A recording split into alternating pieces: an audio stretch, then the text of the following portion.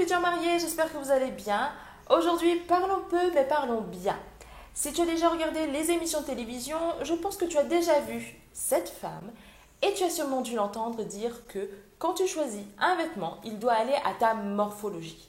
En gros, les vêtements en lui-même sont super beaux. Sinon, on n'aurait pas envie de les acheter.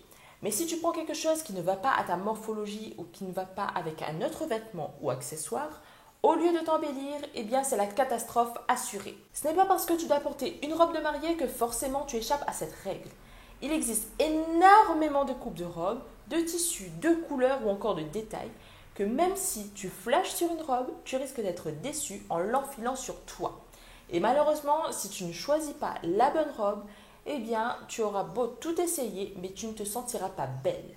Donc, je vais essayer de démêler un peu toute cette histoire de robe de mariée et de morphologie pour t'aider déjà à savoir quel type de robe devrait te convenir.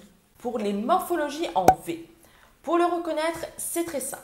Tu as les épaules qui sont plus larges que tes hanches. Il faut privilégier les robes qui rééquilibrent ta morphologie.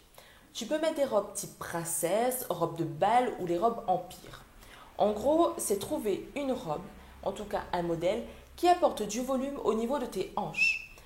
Juste pour qu'on différencie bien. La robe de bal aura tendance à être bien marquée au niveau du haut et donner beaucoup de volume vers le bas. Tandis que la robe de princesse marquera le haut du corps mais cherchera à donner progressivement du volume vers le bas sans trop en donner.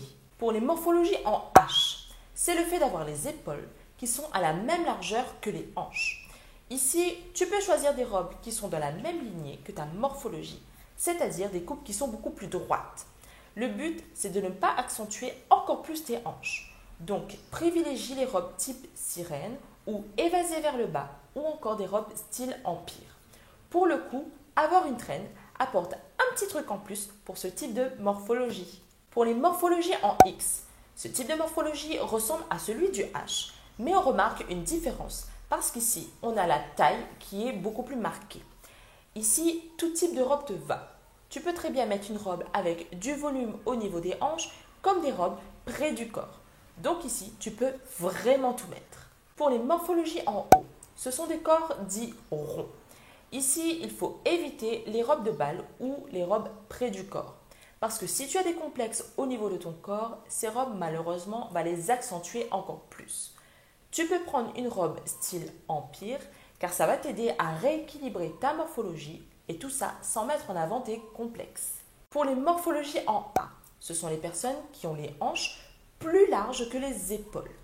Alors pour ce type de morphologie, tout ce qui est près du corps ou même au niveau des hanches, on évite.